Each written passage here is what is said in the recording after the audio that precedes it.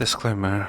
The story contains themes of abuse, violence, bullying, trauma, death, and references and discussions about suicide, as well as having NSFW content sometimes. We are obviously not going to go to that NSFW, but if any of these themes trigger you, please advance with caution. Okay? And if you go read on your own, I better not get in trouble. Okay? Okay. Hello everybody and welcome back to Memoir. I'm your host Will and this is... Ellie. You're not a deer. Moose. Fuck. God damn it. Did you forget? No, We I just had this didn't. conversation. Did you seriously mix up moose and deer? Yes, I did. Now shut up. Anyway, last episode Damn, we that's stopped... embarrassing. Oh, shut up. Anyway, last episode we stopped at the option of who to sit by, and I wonder which one I'm gonna pick. The illusion of control. The illusion of choice. The illusion of choice. Who's the one who fuck? God damn it. Anyway. I'm spreading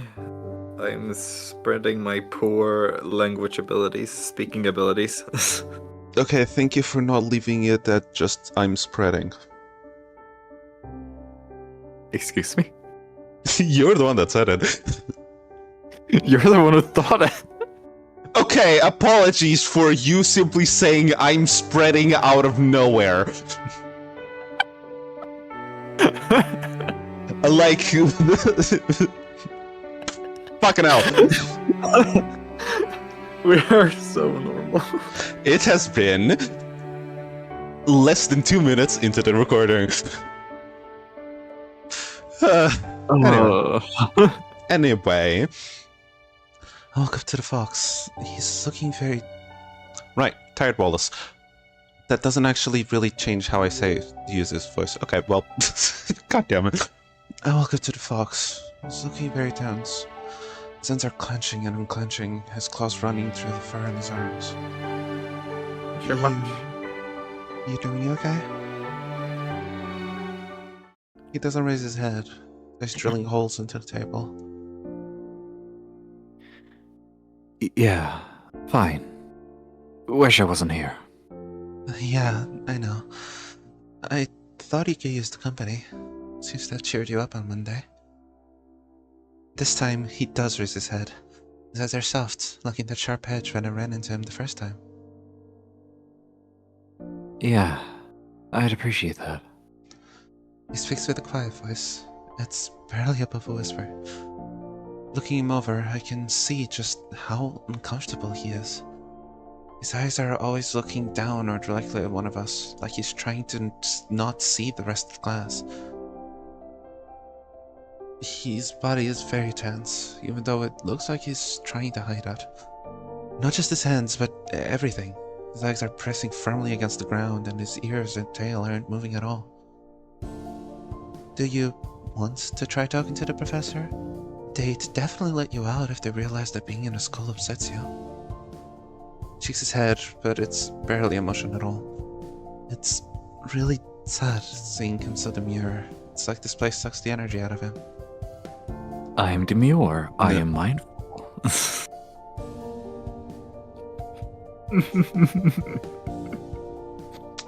Grabs knife. You wouldn't. I wouldn't.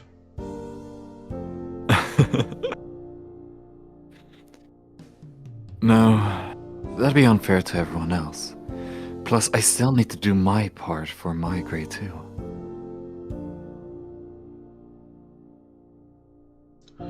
You sure? You don't seem very okay. You're a lot more contained than normal. Yeah, I'm trying not to get upset and snap at everyone. I know they aren't bad people, and they don't deserve it.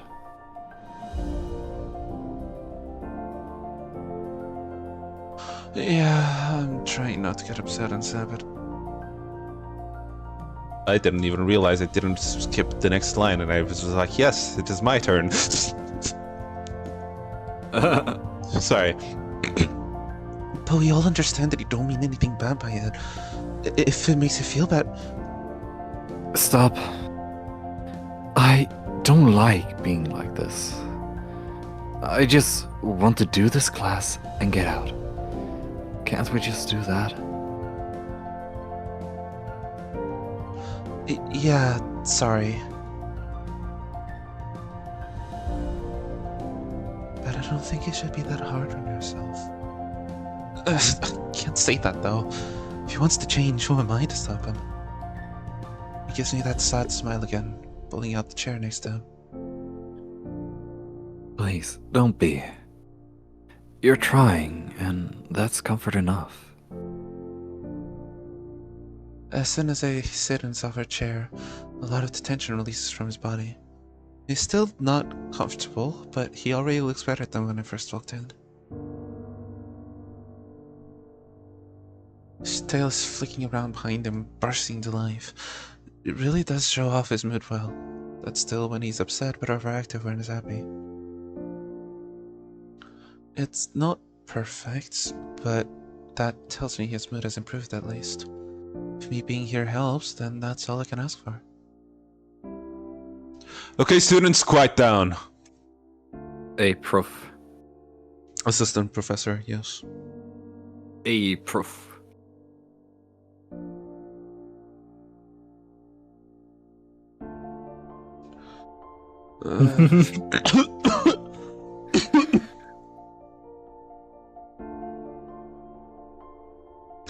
The room goes silent almost instantly, everyone turning to face the professor.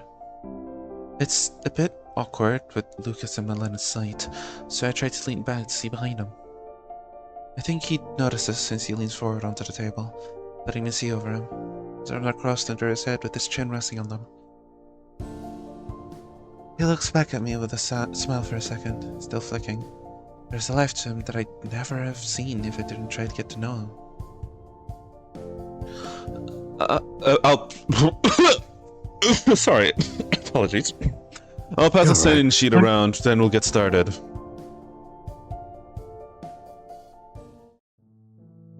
I'm barely able to pay attention. They're straining to focus on the professor. My shirt nap definitely wasn't enough. At least we're finally discussing things with our groups. I don't think I could focus on the professor for a moment longer. Lily's regurgitating what I told her earlier, but it just sounds like white noise to me. I feel something brushed along my back and I arch my spine instinctively, nearly bumping the table in the process. Looking behind me, I can see it's a foxtail. Hi! I love him. What a cutie patootie. I love him. He looks like a good friend to overthrow the government with. Friend? What the fuck? How dare you? If you like him so much, then why don't you marry him? Because he's a fictional character! Pikamain! So would you? Well, So would you? no. He doesn't know me at all.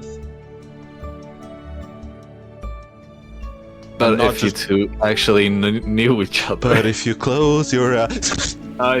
But if you close your eyes, does it almost? I No, wanna stop. feel like nothing changed at all. Okay, if we knew each other. Up to him. If he wanted to. If he wanted to, obviously. Yeah. Okay. I'm not the whole, haha, this is my fictional character, he's my husband, if anyone dares simp over him, I will kill you. I don't do that sort of shit. However, if in a hypothetical, I took Wallace's place in the continuum and he actually wished for that, of course I'd take it. I wouldn't take it with Oscar, though. Oscar fucking pisses me off, especially in these first few days. Jesus Christ. Okay, it has died down with how many times I've read this visual novel. However, I fucking went off on him the first time I fucking read this. Have my voice made it better? Your voice really fits him in the good ways, not the bad ways. In good ways. Yes. I am just silently mentally preparing myself when we inevitably go down Oscar's route.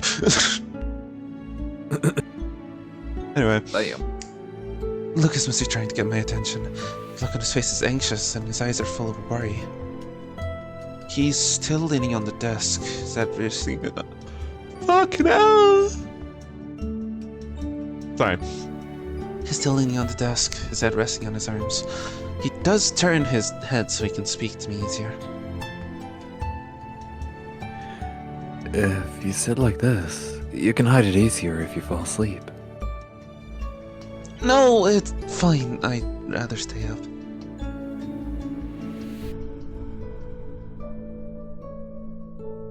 He ponders that for a while, his lips pursing. His eyes begin to look distant and he stares at the table. Eventually, they flick back up to me and he gives his response. I'd feel much more comfortable if you do this with me. It's awkward to talk to you when you're sitting up, and I'd prefer seeing as little of this place as possible. I know he's just trying to force me to get into a position where I can rest, but he's asking for help. I can't turn him down. With a sigh, I lean down next to him, but my scrawny arms aren't exactly the best for resting on. It's like trying to sleep on tree branches or twigs. Comfy. He notices my discomfort and does something I would have never assumed someone who gets shy at the drop of attention would do.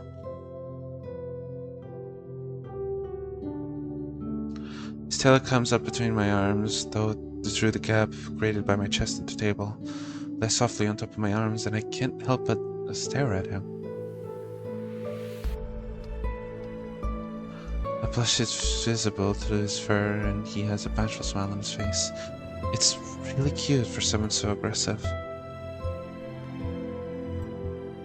My tail is really soft. My parents tell me all the time when they pet it. His eyes widen as he realizes he let something a bit personal slip, but he doesn't let that stop him.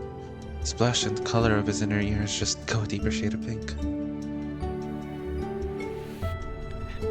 So, rest your head on it. That'll make a good pillow.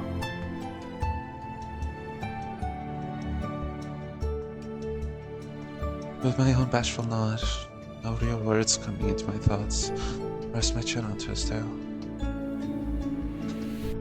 It really is soft. Softer than any pillow I've ever laid my head on. There's no more talking between us, but his smile and flicking tip of his tail are showing me that he's in a much better mood. He seems to have calmed down a lot with me next to him.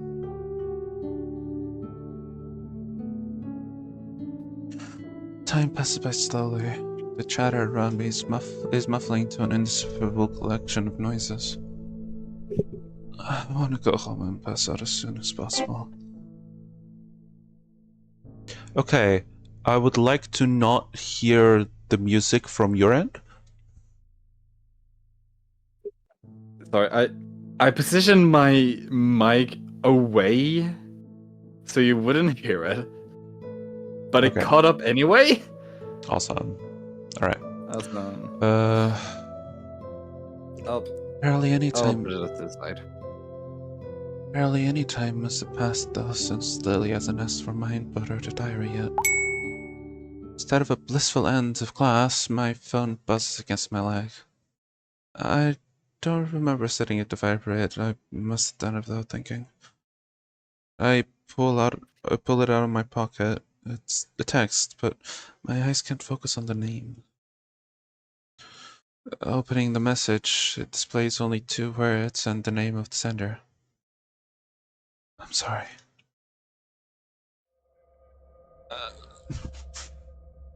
I feel nauseous. It's as if a bucket of ice cold water had been dumped on me. All of my fur bristles, and I'm suddenly very aware and comfortable with where I am. I can't be here.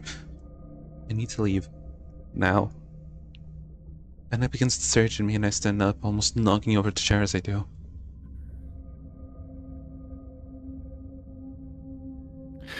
Wait, Wallace? Was I making you uncomfortable?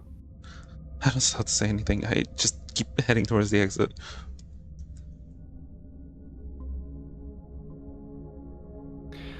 Where are you going? Wallace? Shove the door open, nearly slamming it with how much of a hurry I'm in. But I can't even bring myself to give a shit about that. For I know it, I'm right in front of the stairwell. Everything is so surreal right now. Feels like reality's collapsing around me, like it's trying to crush me into paste.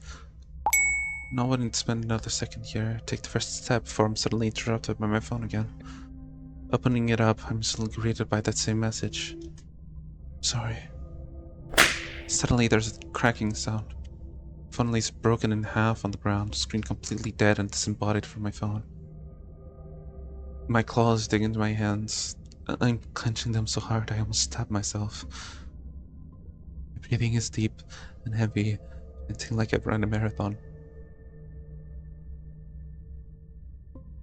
Turning away again, I run up 5 more steps before a horrific noise catches my attention once again. It's my ringtone, except there's something very, very wrong.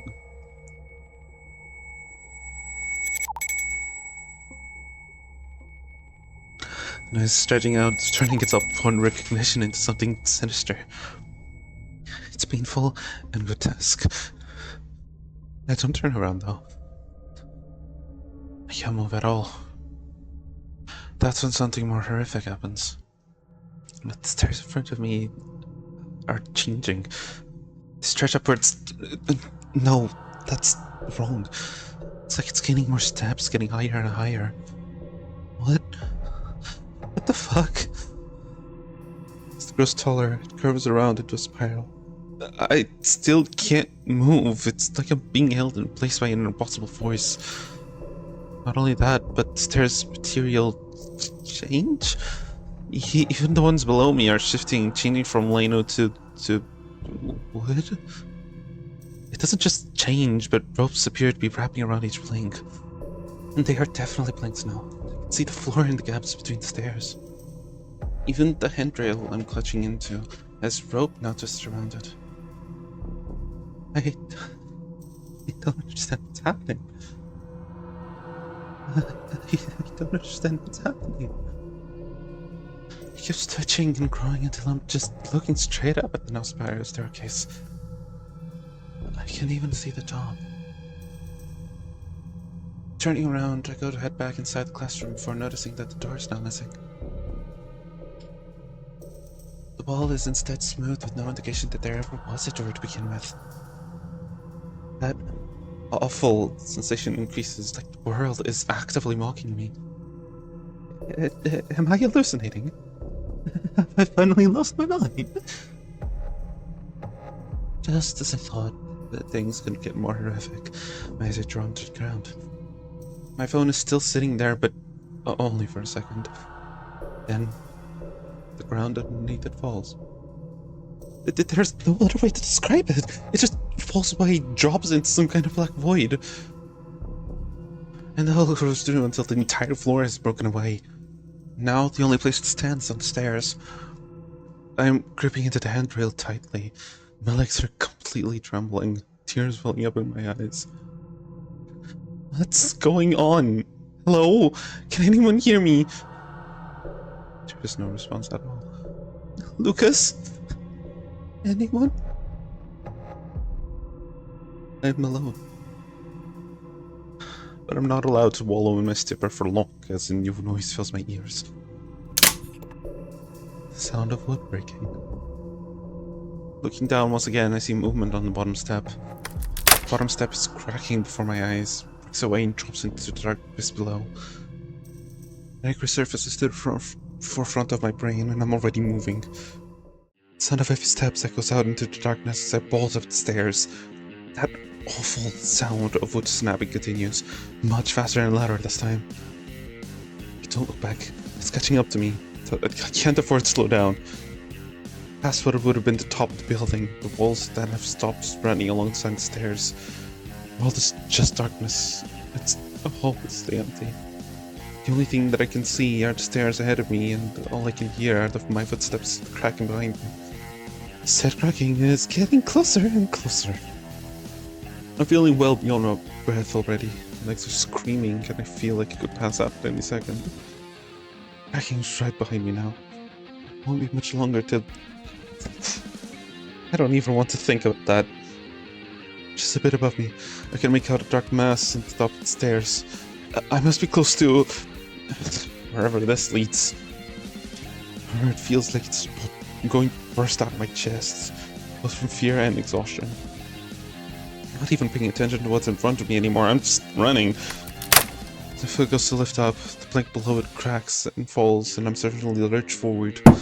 Instead of falling against wooden planks or into the deep abyss, it's solid ground. I can't move for a while. I only lie there in exhaustion. My body is extremely sore. Sensation stabs through my entire lower body.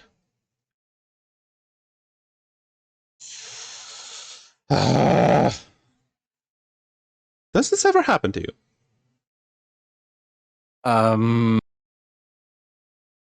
You mean the hallucination, or? I don't mean the hallucination, I mean the getting lightheaded while reading. No, but I can get like lightheaded when I'm maybe not lightheaded, but okay, so it can happen when I don't really breathe properly, maybe haven't had enough water, and I do something that's straining, like either lift something or sit up too fast or something, I guess. It's But I don't definitely think the I not breathing properly Yeah. that's making me lightheaded, but it's just... I love it when my body decides it doesn't want to do one of its main functions. I don't know how to breathe. Yes, you do. Meow, meow, meow. I'm a cow. Serio. É sério.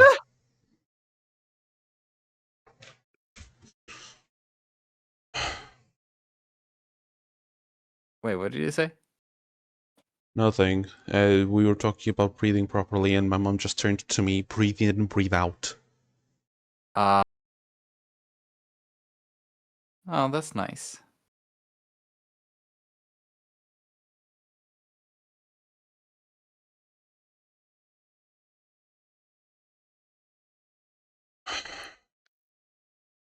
Have you watched one of those videos where it's like a team puzzle games, but everyone has to speak in their own native language and not English? No. We should do that. That would be fun. Du borde fan ta upp den där plåten, okej? Och sen så sätta den där borta. Eu vou-te pedir para tu me dizeres a tradução isso depois, porque eu não faço a mínima ideia do que é que tu acabaste de dizer. And then we just get mad at each other for not doing what we want. Jag sa ta den där borta, ditt jävla arsle. Är du dum i hela huvudet eller? Mais outra coisa que eu vou ter a traduzir, yay. My body's extremely sore. Prickly sensation stabs through my entire lower body. It feels like I can't breathe. Each gasp only giving me so much air. After what feels like hours of just panting on the ground, I can finally move again. I rested my body back to my feet, my legs still feeling a bit wobbly, but aren't aching much anymore despite my rest likely only being a few minutes. Looking around, my surroundings are familiar but warped. I'm still in the same hallway I just came from to get into the stairwell. Except now the floors and walls are covered in what looks like rope and the floors are made out of wood. Walking through the corridor, I can't help but want to scream. Wish I knew what was happening. If it was a hallucination, surely something would have happened to me by now. I would have walked into a wall or something. A voice echoes around and it nearly startles me into sprinting away again.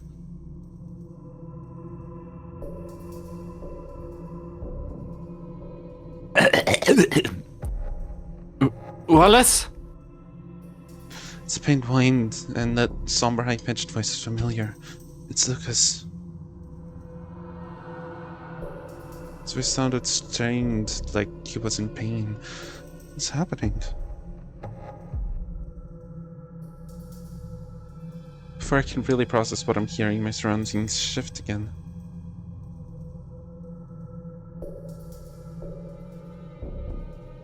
Changes to what looks like a school, specifically a corridor filled with lockers.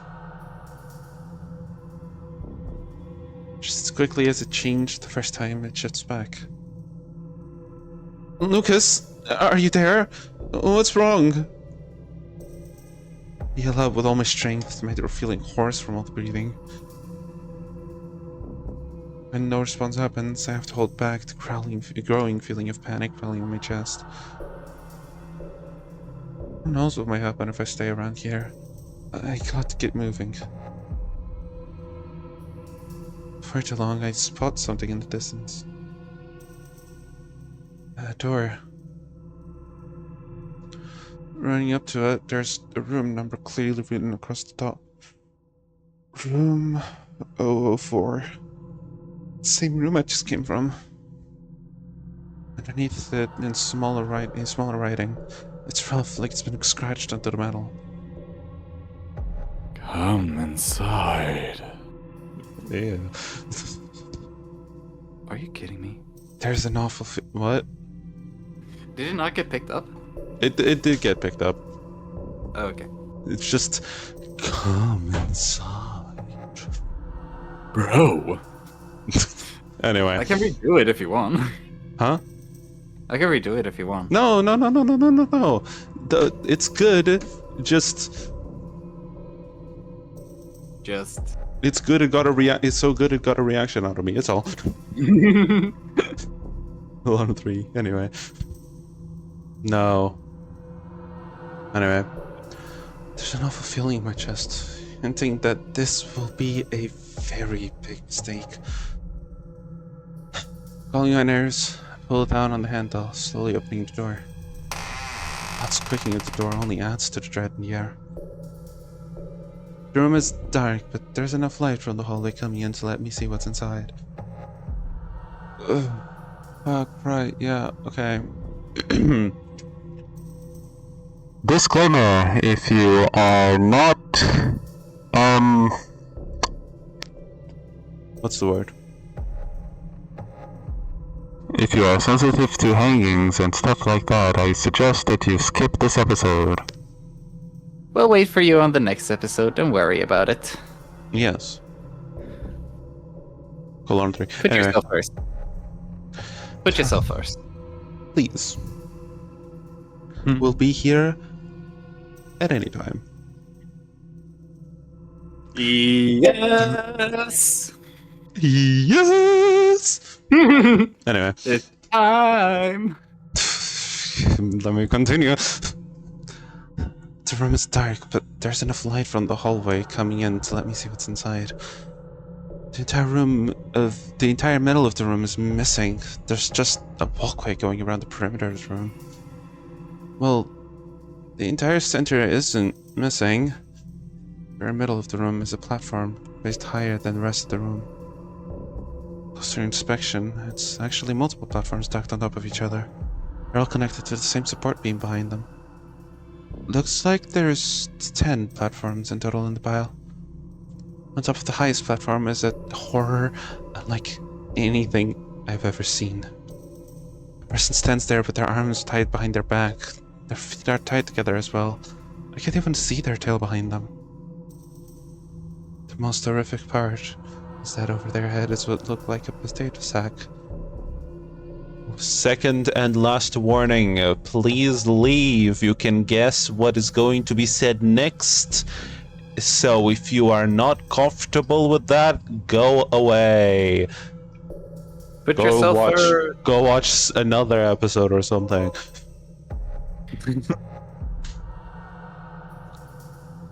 what looks like a noose around their neck. Watch the Lego movie. Hopefully they're already gone, so you know. A noose around their neck. It's a gallows. Blood turns to complete ice, and my body moves before I'm able to think. I enter the room without a moment's hesitation. Oh my god! Holy fuck! Are you okay? Can you hear me? The only response I get is a panicked, muffled sound. They must be gagged. Son of...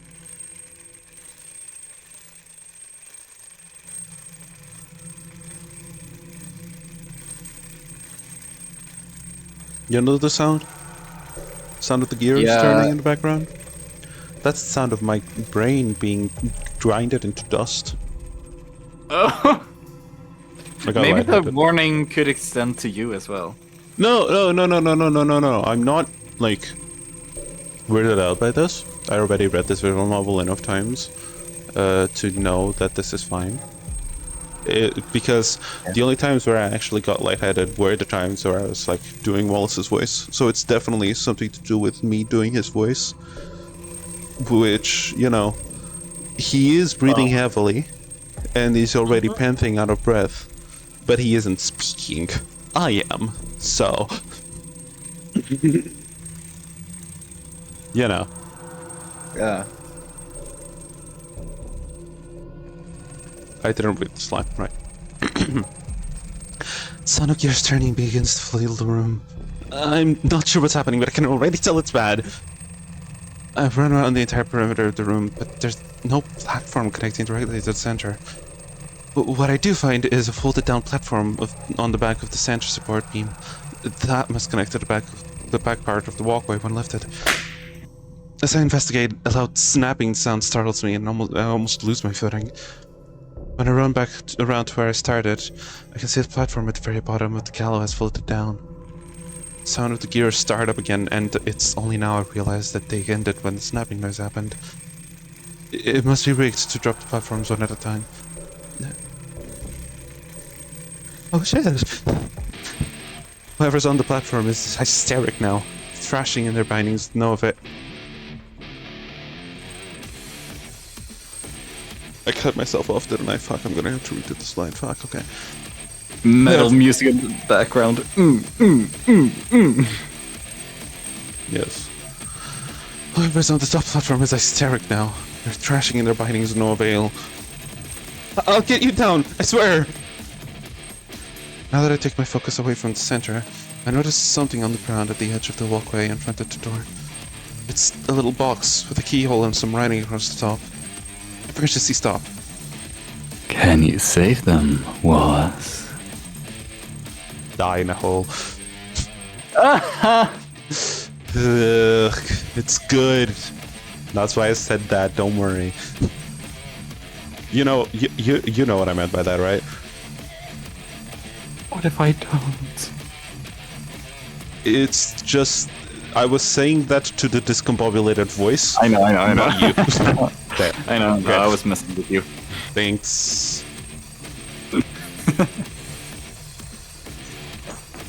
A sense of dread fills my chest. I have to ignore it for now, even if it's talking to me directly. This must be the way to stop the platforms from falling. It has to be. but he isn't anywhere around here. Fuck is it? That awful slapping sound happens again, and I see another platform is dropped. There's only 8 left. Seems one drops every minute, if I had to guess.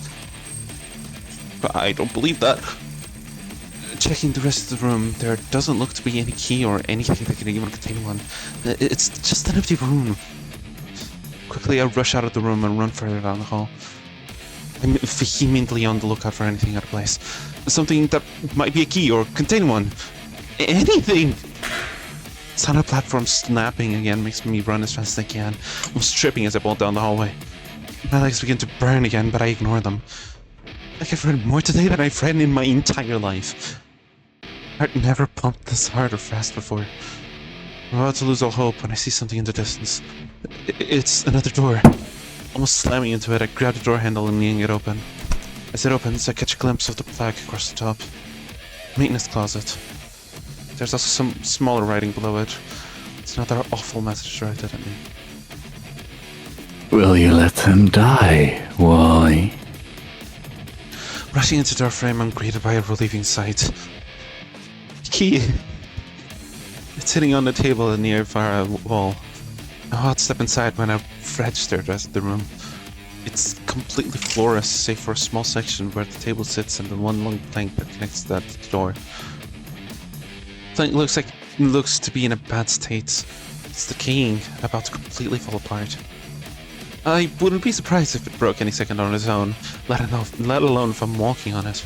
The length of the room is longer than my dorm's bedroom.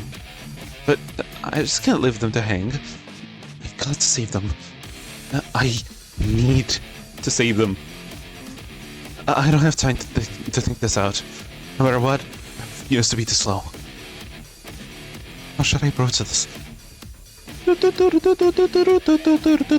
be really mean if we stopped the episode here so that we'd let the Find viewers out in the decide. next episode. Find out in the next. episode. No. Do we really want to do that? I don't know. Comment down below. What do you think? That's not gonna help right now, Pikamain. Kidding. You're gay.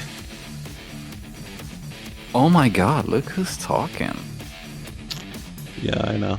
Anyway, so considering that I'm the main character, which is Wallace, and Wallace doesn't know how to approach this, then maybe I shouldn't also know how to approach this and just leave the decision to you.